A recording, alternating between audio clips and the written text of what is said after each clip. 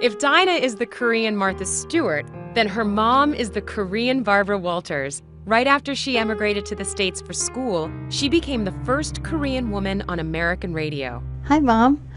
I'd like to introduce my mom, Kisu, to you, Mara. Hi! How do you do? It is such a pleasure to meet you. Nice to meet you. So tell me, I'm really interested. When did you come to America?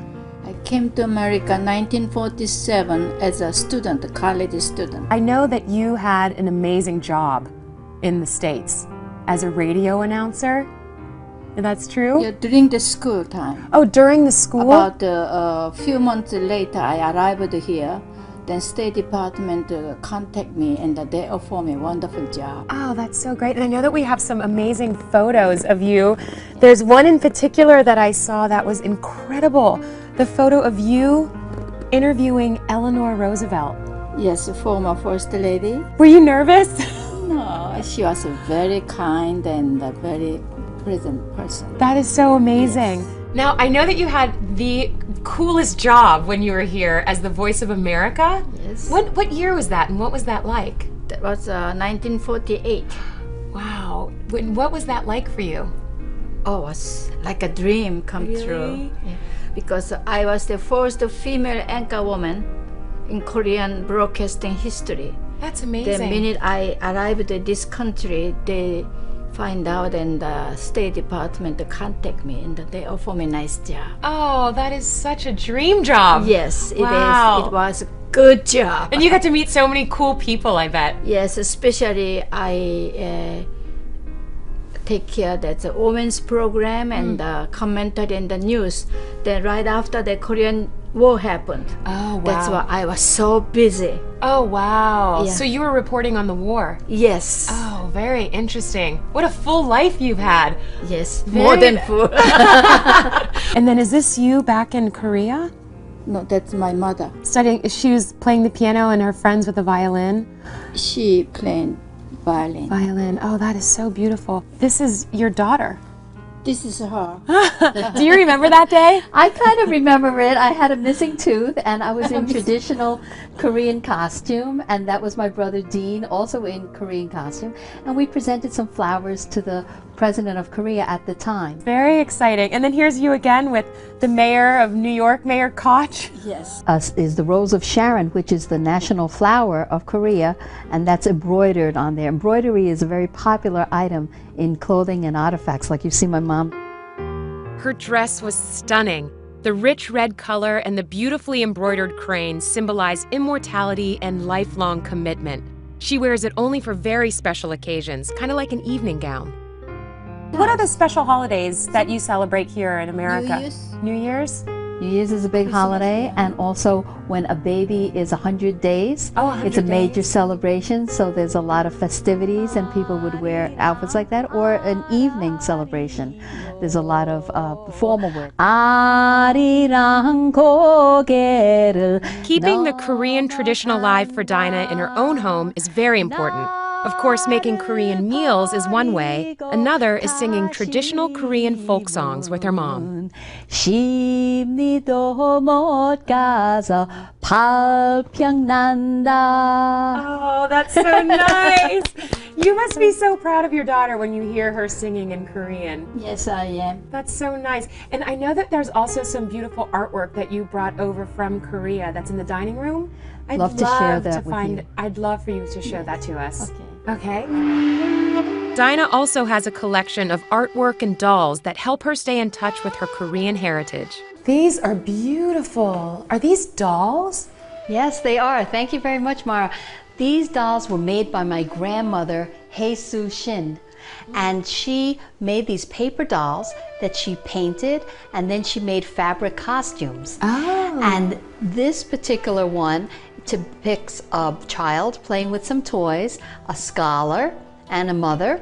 And she also had a bowl of persimmons on display to liven up the room. They're called persimmons, and they're either short and flat like this, or they're a little oblong, and you wait till they get ripe, and they're very sweet, and they're used in a lot of different Korean beverages and desserts. Oh, that's very interesting. I can't wait to try one.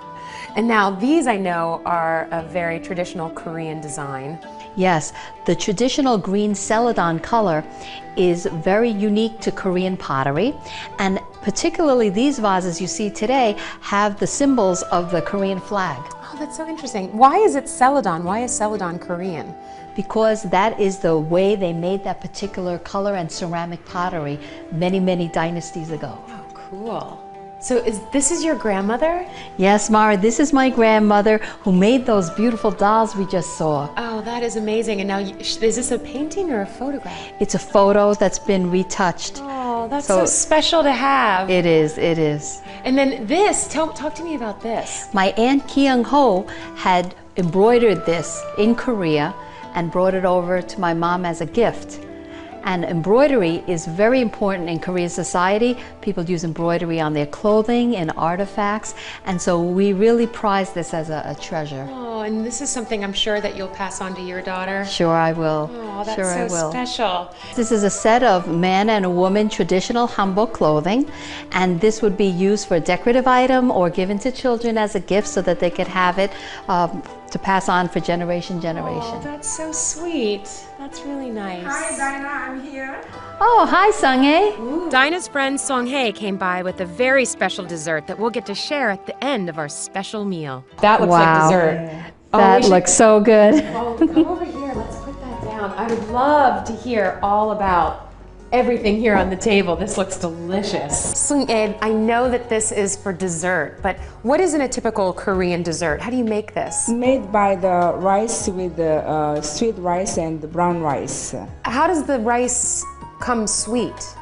Do you put honey in it? Some of them will put the honey, but mixed with the powder, bean powder. Bean powder too? Right, yeah. It's funny because in America, beans aren't used in desserts. How about these? Well, that you'll be more familiar with. That is zucchini. I call it zucchini coins, and it's pan-fried in egg and flour. Okay.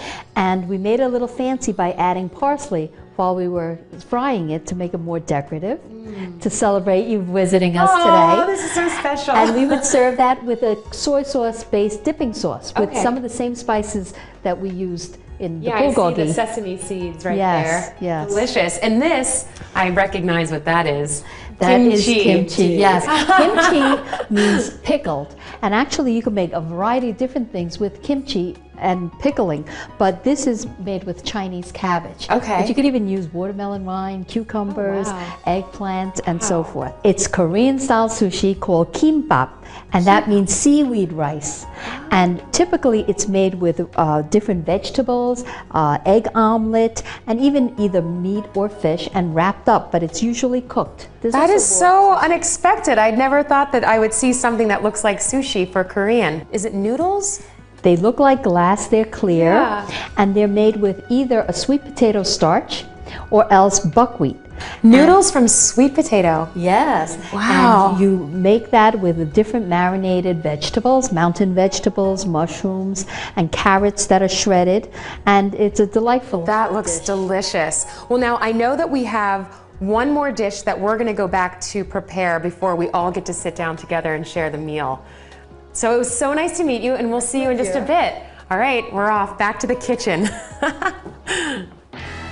Coming up, the savory flavors of cucumber salad, a fresh and tasty favorite, when A Taste from the Melting Pot continues.